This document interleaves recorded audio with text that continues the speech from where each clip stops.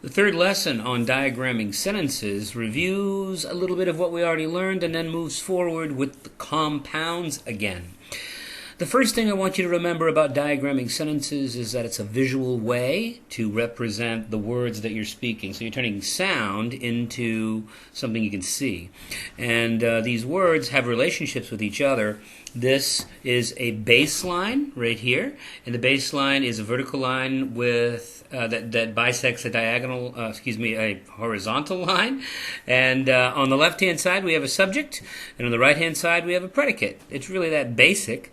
But then we start to add to it. I want you to think of this diagram as a kind of game. Every sentence will fit it, and as we go through the lessons, you'll be able to parse every sentence you have by knowing where it goes. And basically, you're just trying to figure out relationships.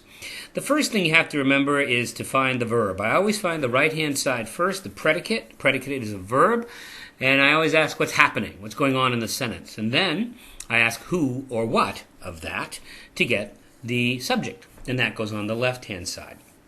It is possible to have a compound subject or a compound predicate where two or more people are doing two and more things.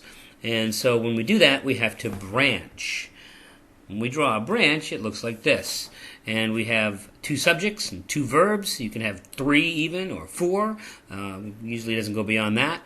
And so we would put them on either side of a branch, and we would put the coordinating conjunction on a dotted line in between them to show that connection, because we have to use every single word in a sentence. So I have the diagram here for you, and now I'd like you to look at Andrew and Troy worked and played and see if you can figure that out. So what you should try to do is draw that diagram on your paper, and then press pause and see if you can figure out where those go, and then press play again once you've figured it out. So press pause now.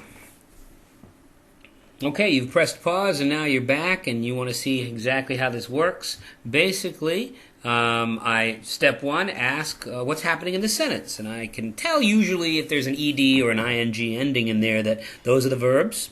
I'm looking to see logically, though, what's happening. I can see that work is being done and play is happening. So I know those go first. So the first thing I'll do is put in worked, and then when that's done, I'll put played, and then I'll add the coordinating conjunction when that's done. And then I have my predicate pretty well taken care of, and I'll do that now.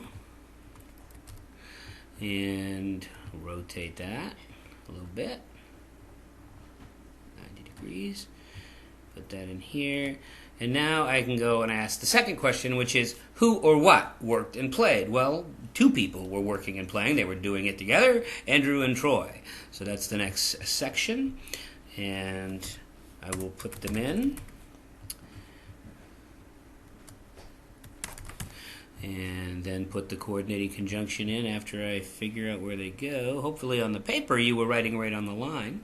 A little difficult to do using computers, or if you're me.